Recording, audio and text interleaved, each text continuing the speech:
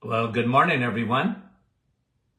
Hope you're having a great start to your day. And as you can see, I'm traveling here and good to be with you guys. Okay, so let's say hello to a few friends before we do our question and answer. Nice folks coming on as you get there's Mike from Norland. How are you? And Brahim from Portland, Oregon. Good morning. And you know what, Brahim? I got my coffee right in front of me too. Kathy, good morning. Marnie and Nativity, good morning to you. And Eric, bonjour d'Ottawa. How are you? Adeline, LaSalle. And Dale, good morning. Rosalinda, Niagara Falls. Tish from Ipperwash. Joanne. Keith, good morning. And Jeanette from our staff. Nice to have you on. Wendy said she missed me yesterday. Like a toothache. Maria. Catherine. Newfoundland. Bill, good morning to you. Thanks for coming on, guys. Mary from Norwich. And there's Sandy. Where's Kevin? There he is. Rainy Oshawa. Debbie, Rice Lake. And Judy, good morning from New Brunswick. Julie, Peterborough. Yvonne, Petawawa. And Yolande. Good morning, Yolande. Bonjour. Bonnie, Little Britain. And Diane from LaSalle. Fran from Orangeville. Thanks for coming on, guys. We love you dearly. David, Ridgeway. Jody, I can see all the names. It's the background here. Jeremy from Newfoundland. Good morning, Jeremy. Melissa. Denise, Oakville. Barbara from Kansas. Good morning. And Marzanne, or Marzana. Darlene. John. Lafroy. Anna. Hamner. Couple more. Sonia. We got to get going because you know what question and answer. Madeleine, how are you from Kippawa, Quebec? Kathy from Brampton. And Rhonda. Oh, I want to sing Rhonda. You have no idea. Donna. Good morning to you. Lenora. Good morning and happy Thanksgiving for sure. Gertie. And Maria. And Leela. Good morning to you. And there's Troy, Dr. Troy Bennett from Newfoundland. Good morning. I got the Bennett brothers, Nina, Jane, Carolyn, dear friend from Edmonton, Alberta, and Sharon from Kansas. Michelle, how are you? And Jeanette, bonjour. And Gary, how are you? And Gary and Mary. Mary, how are you? Jean from Lakewood. Okay, let's get going, guys, because we'll never, ever end. Denise, does Dr. Martin think having a BMI greater than 30 is horrible? I don't care. I really don't. I'm not big on BMI. I'm not even that big on weight.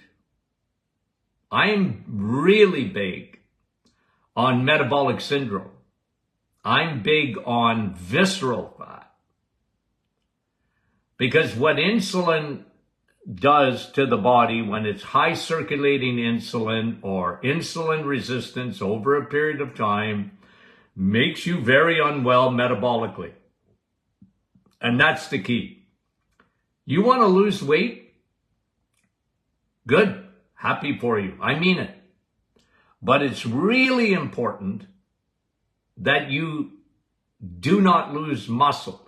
Muscle, Tony Jr. and I had a good conversation about muscle yesterday. You want to hear our conversations?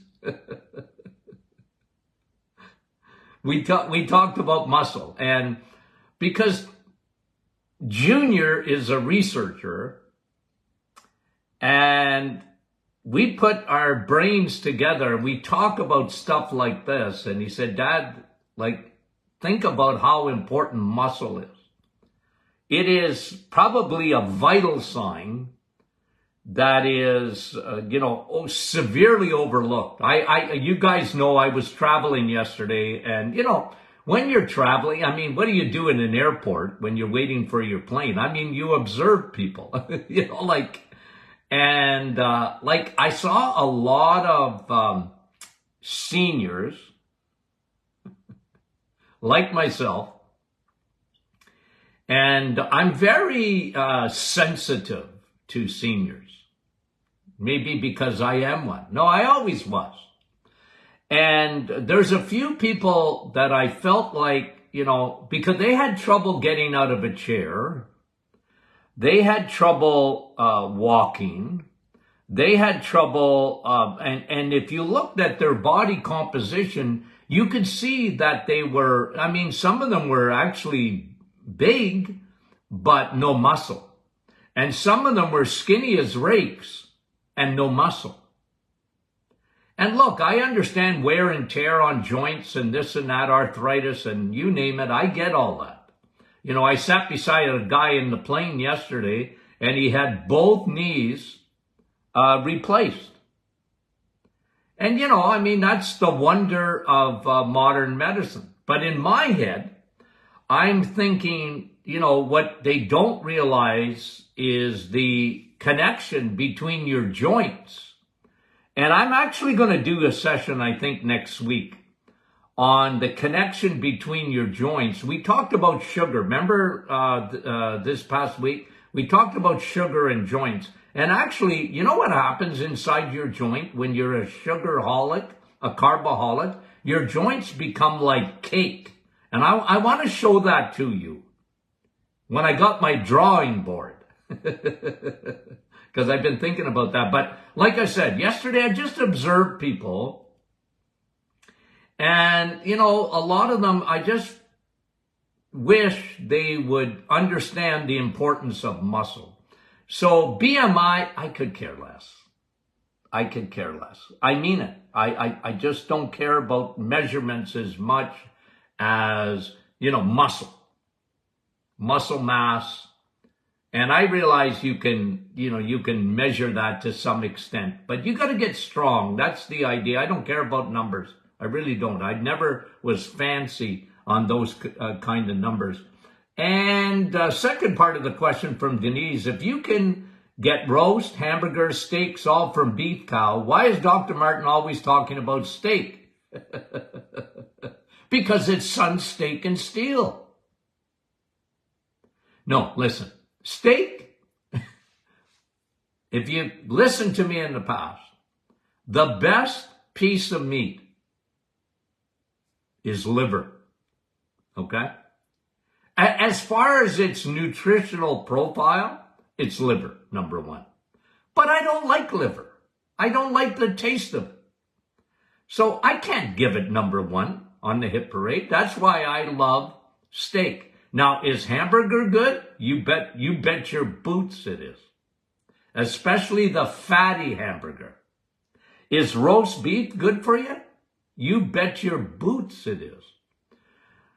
But steak, if you look at the nutritional profile of a steak, I mean, I'm sorry, other than liver, that I have trouble admitting to, there's nothing better. And hamburger's right up there. It's just not quite there, okay? It's just, and roast beef, yeah, right there. It'd even be better than hamburger as far as the nutritional profile, yeah. But they're the greatest. And I mean it. I read another thing, okay? I'm always reading, and I read an article by a guru, okay, just recently. And, you know, red meat and cancer. Like, I just, you know, I don't even respond to them, even though we're sort of acquaintances. I wouldn't call us friends. And I realize the guy's a very smart guy, and I appreciate that, and I actually respect that. But I felt like saying, man, you're drinking the Kool-Aid. It's just like any study on red meat. I hate to tell you this, is observational. Okay, what did you eat last week? What did you eat 3 months ago? Do you eat red meat? Yeah. And you got heart disease? Yeah. You got cancer? Oh, it's the red meat. Well, what about the smoking? They don't ask them that. What about the junk foods they were eating? They don't ask them that. They make an association. And, association, like their study, you can come out to any conclusion you want pretty well. But they blame the meat because they don't like meat. And it's propaganda. And, you can look at those observational studies all you want. But it's, it doesn't make any sense. Think about it. Okay. I always tell people, think about this for a minute. You are made, your stomach, your teeth are made to eat meat. Your stomach it's got more acidity than a lion. What do you think that's there for? Vegetables? No. Okay. Is it there for fruit? Do you need a lot of acidity to break fruit down in your stomach? No. You need big time acidity to break steak down. That's what God wants you to eat. Okay? And I know there's a gazillion people on the other side of the issue. But they never talk about science. They never talk about stomach acidity. You're meant to eat meat. You want to eat vegetables? Good for you. Go for it. But when you tell me about, well, steak is bad, red meat's going to kill you, I don't buy it. And by the way, I never have. I got taught at the same institutions as those gurus.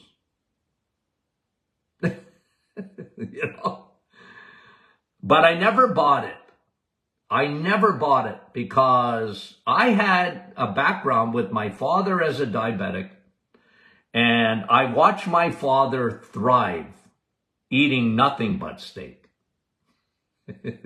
Like, he was a diabetic and he thrived in the 1960s when I was a teenager. Okay. Lise, what's your advice to heal gastritis? Well, again, one of the things, let me just start. Most people get gastritis. Okay. It's a combination of not eating the right food, so their acidity their pH is up,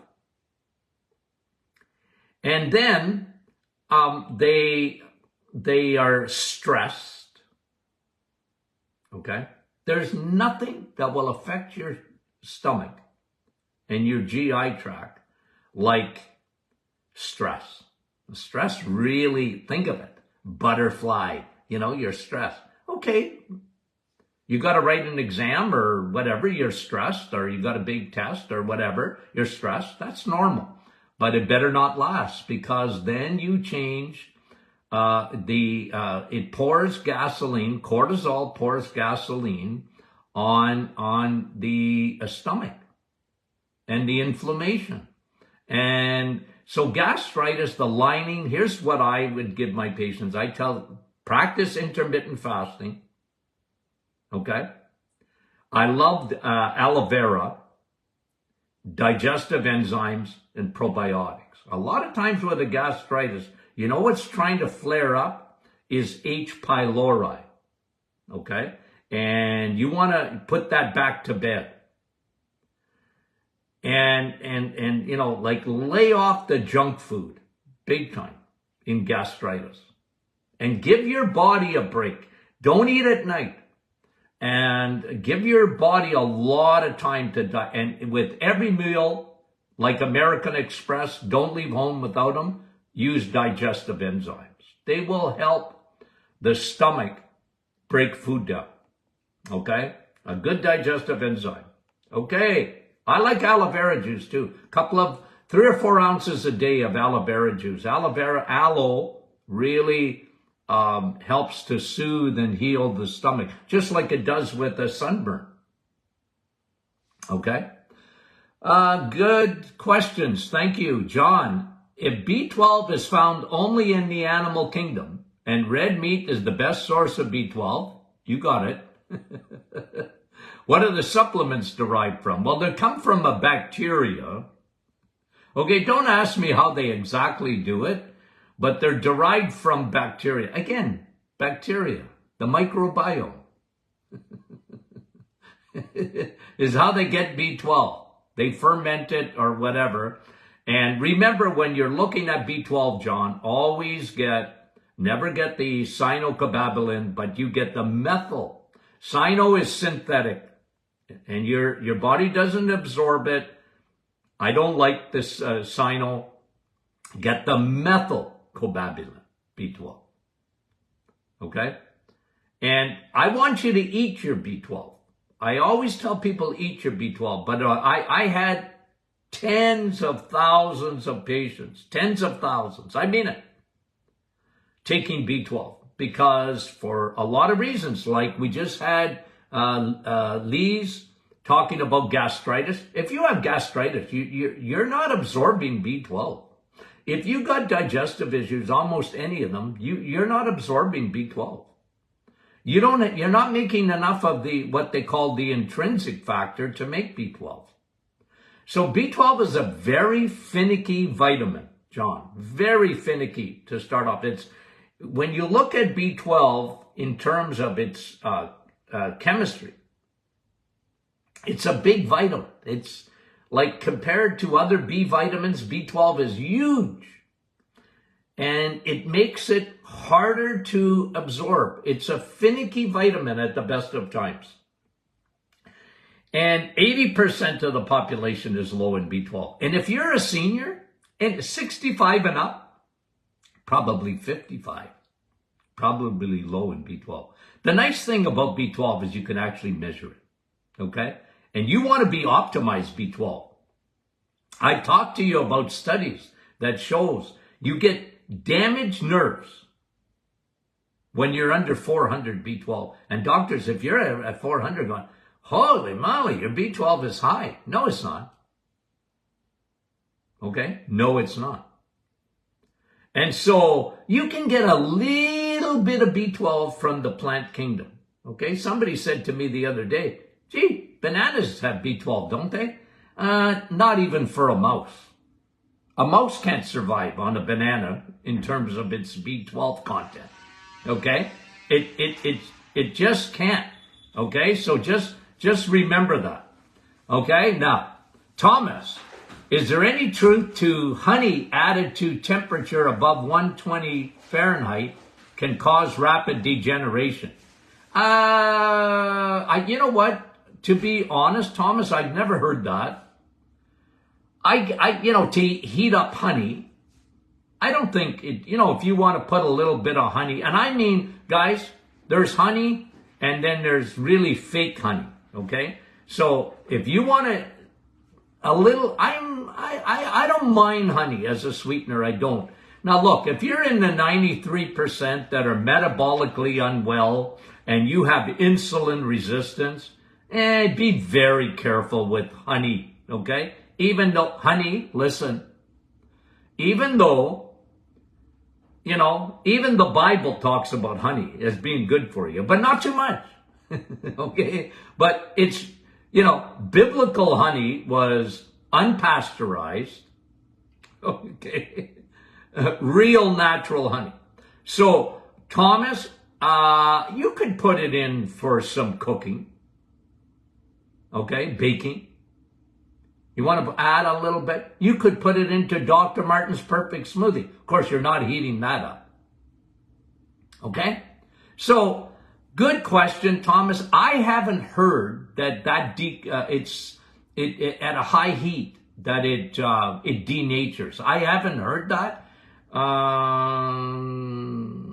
You're the first guy that's asked me that in a long time. Okay. Sandra.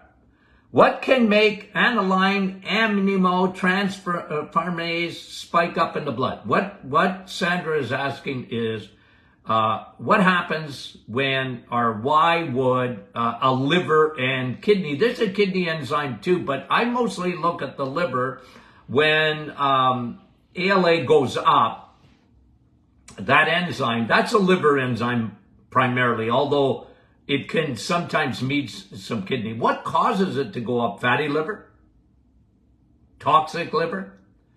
People that are on medications oftentimes will have that enzyme being elevated, okay? Especially people that are constantly taking, let me give you a little rule of thumb.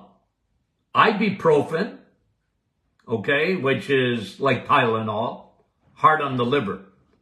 Advil, hard on the kidneys, primarily. They can do both. And so if you're on, people take that stuff for pain all the time, and that can elevate the enzymes. And when the enzymes are elevated, the primary thing that I see is fatty liver or damaged liver. Okay, so be careful with that. Okay, and you can reverse. The liver is unbelievable to reverse liver.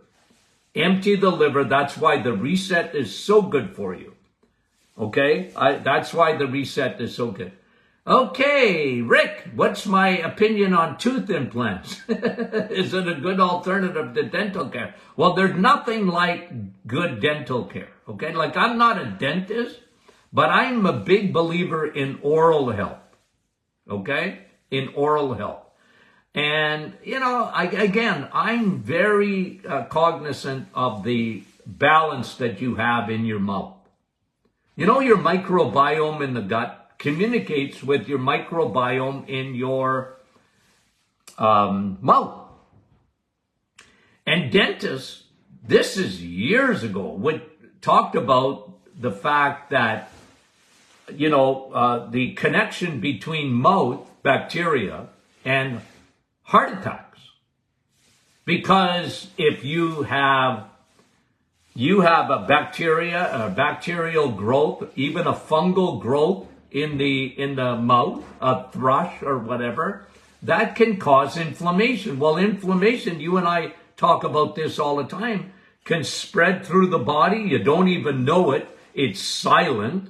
Nobody knows about it. It's not giving you pain, but it can damage blood vessels, especially the endothelial level of your Teflon layer of your blood vessels. Okay, so that's really important. Okay, and tooth implants. Well, look, there are some good things that better not to have rotten teeth. That's for sure, with all the toxins that come with that. And but at the end of the day, here's me, Rick. Take care of your oral. You take care of your gut. Take care of the back. Don't use any fluoride. I'm not big on that. And I don't like mouthwash that is like any alcohol base or killing. Yeah, it kills all the bacteria, but it kills your good guys too. You really need a balance in your mouth even there, okay? Now, thanks for the question, Rick. Linda. We love Linda. You know that. What should a person do if they're having a panic attack? Well, okay. Well, that's real, by the way. Panic attacks are real, Linda. And look, there's a lot of things that, you can, you have to, if you're getting, for example, your heart's racing, and you just, you're almost out of control. This is a real important thing. And I used to tell people this, look, first of all, I love our, cortisol formula. It usually helps with that big time. But the other thing is really mental gymnastics and understanding, even though you're right in the middle of a panic attack, and those things are real, is understanding, captivating your thoughts. And just, it takes a lot of discipline, but saying, you know what? This is a panic attack.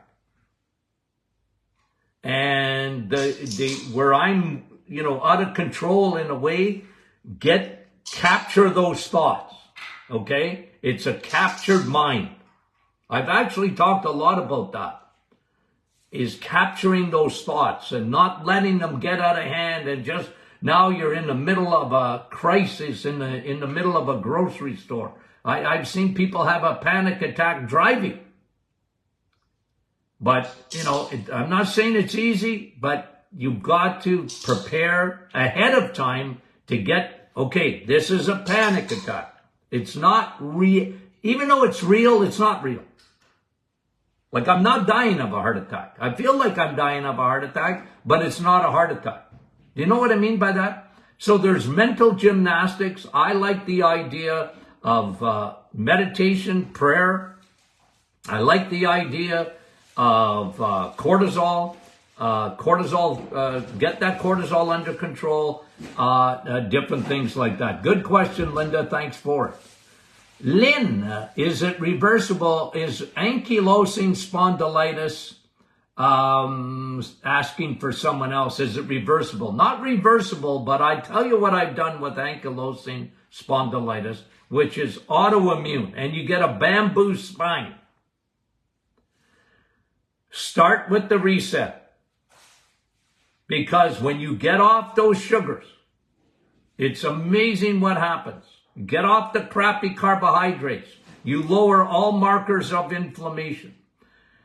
Get on probiotics, because it originally started with leaky gut. Any autoimmune started with leaky gut. Get a hold of that. Now, it doesn't happen overnight. Give yourself time. Diet, anti-inflammatory eating, okay, big time. So anti-inflammatory eating is eat steak, eggs, meat, and cheese. And get off the crappy carbs and all that. You'll find with ankylosing spondylitis, you can put it into remission. I've seen it happen. Okay? I've seen it happen. You're not getting rid of it, but you can put it into remission, put it to bed. Okay? Big time. Probiotics. Get that gut fixed up. And don't feed the yeast. Fungus gets into the bloodstream, and any autoimmune, it makes things 100 times worse. Rebecca, recurring styes. I've been on eggs, meat, and cheese for 3 months. Well, it's not the eggs, meat, and cheese. I would up your probiotics, Rebecca. Up your probiotics and start taking oil of oregano internally. Obviously, you can't put oil of oregano on an eye, on a sty, on your eyelid. Yikes. Okay? But double up your probiotics for a good month, and oil of oregano internally, because it's antiviral, it's antibacterial, it's antifungal.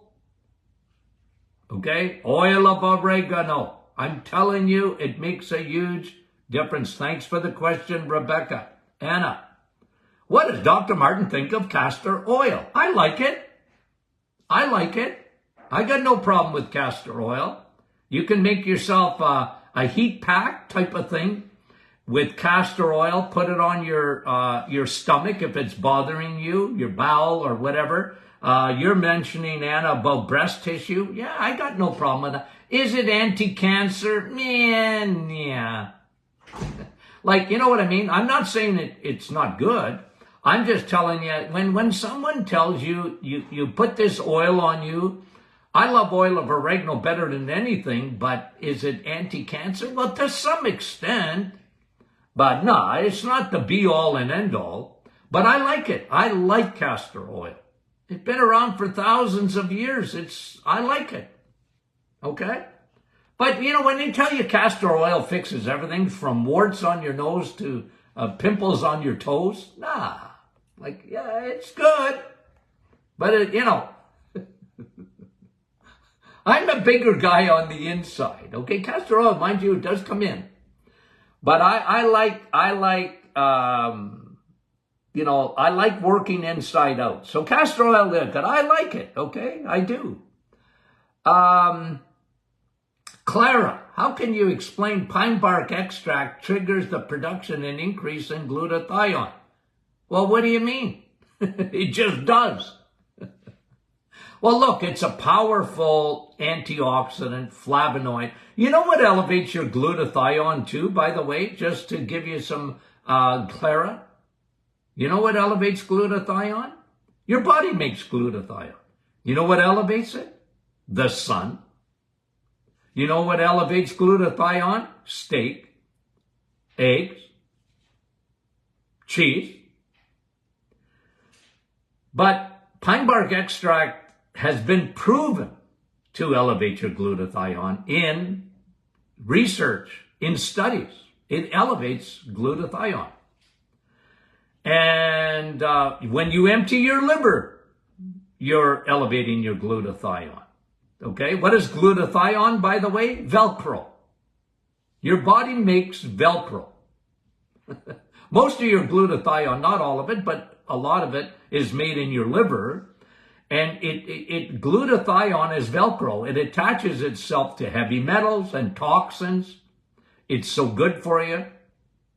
But you just can't take glutathione really. I mean, they tell you yes, but generally, unless you're getting glutathione in an IV, you're really not getting glutathione that you need. And that's why I like pine bark extract, because it's proven to elevate it. Okay? It's proven to elevate it. There's probably a little bit more chemistry involved in that, but it's just been proven. Okay? Now, okay, Susan, why would your ferritin level drop after the reset? Well, you're weird. No, listen, if you have high ferritin, okay, or you got hemochromatosis, and your ferritin is very high, do the reset. It'll drop it. Now, if your ferritin is low, and it gets lower with the reset, you're weird.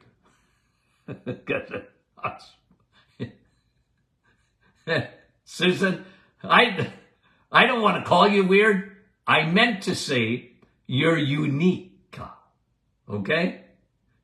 If it's real high, it's going to come down with the reset. And you want that. You don't want your ferritin to be too high. But you don't want your ferritin to be too low either. And if it got low, I don't know your numbers, but if it got low, lower than it should be on the reset, you're unique. You're unique. Because when you're eating steak, for example, you know one thing you get is heme iron and B12. So your good ferritin levels should be going up. You want that. Okay? You want that. The nice thing is with the reset, if you have hemochromatosis or your ferritins are right through the roof, your iron is through the roof, you empty your liver, then your ferritin comes down. You get benefits both ways, high or low, with the reset. Okay? There you go. Thanks for the question. Daphne, how does ubiquinol help with blood sugar? Well, ubiquinol, okay, CoQ10, ubiquinol. There's CoQ10, ubiquinone. Yeah, you don't even absorb it. Don't waste your time. Where do you get ubiquinol? Steak. But if you're taking the supplement, I take ubiquinol every day, especially as you get older. What ubiquinol is very specific for is your mitochondria, your battery packs, okay, within the body. Ubiquinol is battery packs. Think of that, okay? Now, why would that help in your blood sugar? Well, first of all, think of your pancreas. It's got battery packs too, you know. Pancreatic cells. Ubiquinol, famous for what it does for your heart. Because you got so much mitochondria, so many battery packs in your heart muscle. Most people, they don't, and if they're taking a statin drug, they'll actually advertise this.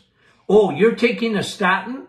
60% of the population take it after the 80s. It's crazy. Anyway, They need a CoQ10 because their muscle is being damaged. Gee, statins damage your muscle? Yeah. Anyway, your brain. You know how much mitochondria batteries you have up there? It's an energy center. Remember that. That's why I love ubiquinol. Now, as far as blood sugar, because it helps to regenerate the battery packs, the energy centers of your pancreas. That's how it can help your blood sugar. People that get diabetes, their pancreas is worn out. Their mitochondria in their pancreases are worn out because they used it too much. But ubiquinol is a regenerator. It regenerates the battery pack. Brain, heart, all your organs. Think about that. They need battery packs and they need that ATP, which is the fuel coming out of the battery packs to work better. That's what ubiquinol does. Okay, thank you for that question. Daphne, we appreciate it. Lori, are all grains equally destructive? Yep. Well, I'm going to answer. Somebody asked, okay, is Ezekiel bread once in a while good for you? It ain't good for you, but you can have it once in a while. Not if you're on the reset for 30 days.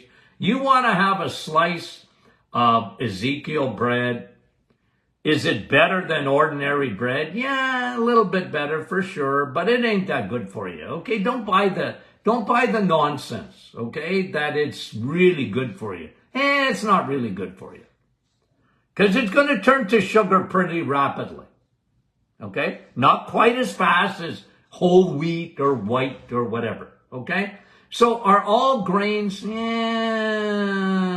careful. Okay? I'm telling you. I'm not saying you never can have them. I'm not saying that. You guys know me. Make it a lifestyle. And you reward yourself. And I want you to eat like this the rest of your life. Eggs, meat, and cheese, primarily. And then fruits and vegetables, yep. Okay, don't live on them, but you can have them. Be careful. And grains, not much. We live in a day and age when you're metabolically unwell, and I'm sorry, you got to be very careful with any kind of grain. 12 grain, 17 grain, 50 grain, 150 grain. I don't care. Okay? I don't care. You can't make me care. Well, I care. I care about you. And therefore, because I care about you, I want you to be careful. Angela, we hear so much about balancing our microbiome and feeding the good bacteria fiber. When doing the reset, can you explain the benefits for the microbiome? Well, you're giving your microbiome, listen, you think your bacteria are not smart? The more nutrition, the more vitamins, the more minerals, the more protein you give your microbiome, the better they like it. And when you're doing the reset, it's not only what you're eating, it's what you're avoiding. That's so good for the reset. Remember, on the reset, you're not having any sugar. There is nothing. You can have all the fiber in the world. Did you hear me? You can have all the fiber in the world. And if you're eating sugar, you're destroying your good bacteria. You're making the yeast. You're feeding the bears. Yeah, but Dr. Martin, I take fiber. I have wheat. I have so much fiber. Isn't that good for me? No. No, it's not. No. So when you're eliminating those sugars and vegetable oils, and when you're eliminating all that garbage, you're really helping your microbiome. And then you're feeding them nutrient-dense food. Nothing better for your microbiome than an egg, than meat, especially red meat, and cheese. And Water. Your bacteria are like the rest of you. They need water. The good guys need water. Feed the good guys. Plus, coffee. Coffee feeds your good bacteria. Did you know that? Coffee has inulin. Coffee has fiber. It's the only fiber I like. It does. Coffee has fiber. Did you know that? Oh, anyway. Thanks for the question. We really appreciate it, Angela. And for a friend, they are on metformin, went to their doctor complaining of extreme exhaustion. They had been on iron and still tired. Well, look, there's something else going on with your friend. Tell your friend to send in their blood work to us at info@martinclinic.com. Send their blood work in. Let me have a look at it. Maybe have a very sluggish thyroid. I would almost guarantee it. I'd almost guarantee it because they were on metformin that their B12 is very low. I can almost guarantee that because they were on metformin, their vitamin D was very low. I can almost guarantee it.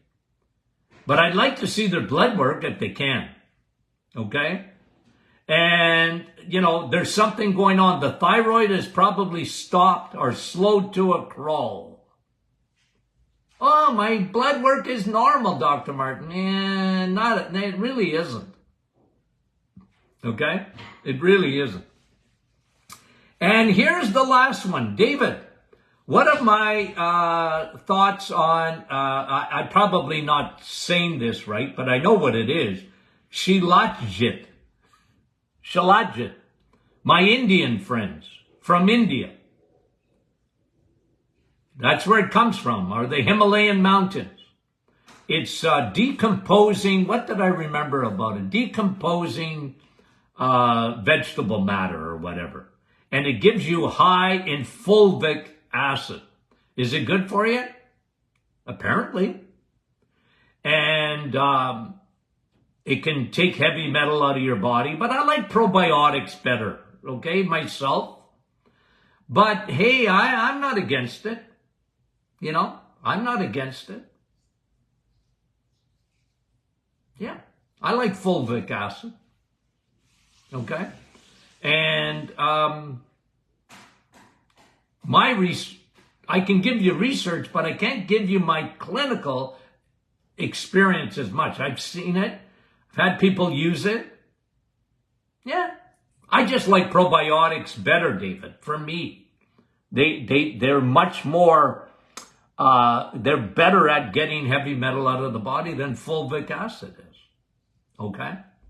Okay, guys. Now, Monday, we're on. Okay, so it's a holiday in Canada, but I don't take a holiday in Canada. Okay? No, it's Thanksgiving, but we're going to have a Thanksgiving morning show, Lord willing. Okay, so stay tuned for that. And guys, we love you. We thank you for all the good questions. And I know you guys got thousands of questions. We appreciate that. We are a question answering group. Okay, we are. We love questions. And we love you guys. And we'll talk to you soon.